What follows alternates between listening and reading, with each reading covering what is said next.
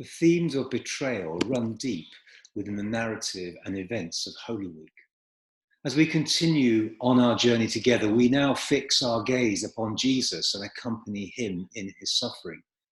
Although confined as we are at this time in our homes, it is therefore in our imagination that we now must make the journey of these days in faith, in trust, and in love.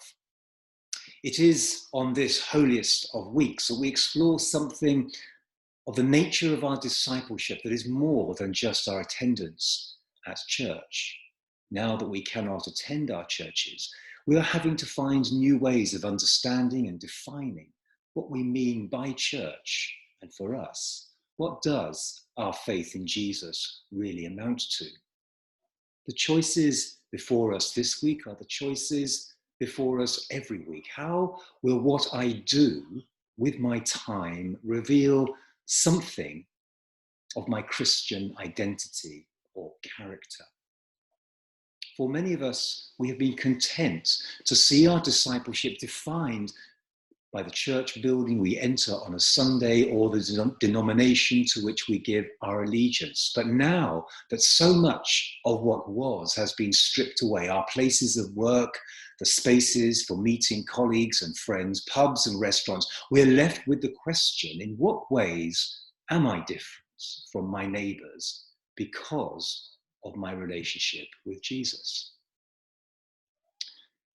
I wonder if you have discovered the joy of praying at home in a new way.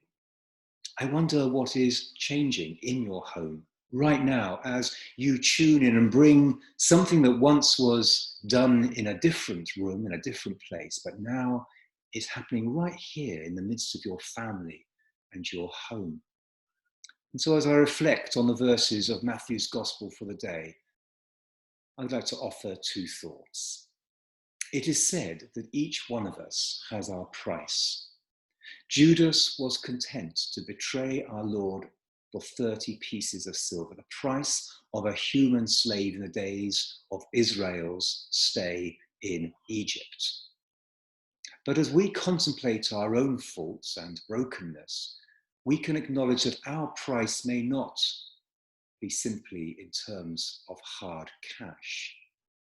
There are so many ways in which we betray the love given us and lavished upon us by God and those God has given us in this life. Now, in the middle of our journey of Holy Week, before the tumultuous events of the Triduum, Maundy Thursday, Good Friday, and Holy Saturday, we have a moment to identify the ways in which we betray love in our life and our living. For Judas, it was most powerfully captured in a kiss. For us, it might be less prosaic. It could be the putting of our career before everything else. It could be the desire for success or popularity that drives us on. It could be our desire for comfort or security that leaves us silent or mute in the face of the needs of others. I'm left pondering the response to the question, for what might I betray my Lord? And if I'm able to identify the times and ways in which I have betrayed love, now is the time for me to put it right, to make changes in my life in the power of Jesus' forgiveness and grace. The other thought I have as I reflect on our passage from Matthew's Gospel today is the fact that Jesus has many friends. We tend to think of the friends of Jesus as those whom the evangelist has chosen to remember by name for posterity. But there are so many nameless men and women who encounter our Lord and become his disciples and friends. The woman with no name who met Jesus at a well outside her city, but who then went into her city declaring, "Come and meet the man who told me all I ever did."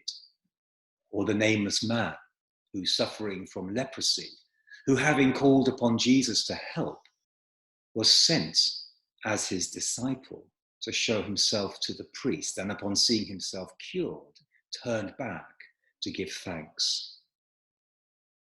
In our reading, there is the unnamed man who made Jesus so welcome at the Passover feast that year, who possibly gave his own home as the place for others to meet.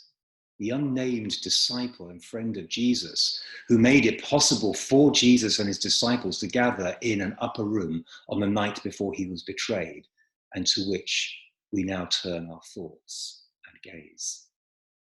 And so for us, it is equally true, for we know many by name who are friends and disciples of Jesus, but we are called and sent out to those whose names we do not yet know, but Jesus does.